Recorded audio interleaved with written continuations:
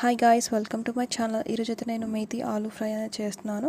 దీంట్లో కొంచెం ప్యాన్ తీసుకొని కొంచెం ఆయిల్ అనేది వేసుకోవాలి, తర్వాత జీరా వేసుకోవాలి, తర్వాత టూ చాప్డ్ ఆనియన్స్ వేసుకోవాలి. వేసుకున్న తర్వాత మంచిగా ఫ్రై అయ్యాక మెంతి కూర అనేది వేసుకోవాలి. మెంతం కూర వేసుకొని దాన్ని కూడా మంచిగా ఫ్రై అవ్వనివ్వాలి. తర్వాత ఆలు వేసుకోవాలి. ఆలు మళ్ళీ కలిపి వేసుకొని కొంచెం పసుపు వేసుకోవాలి.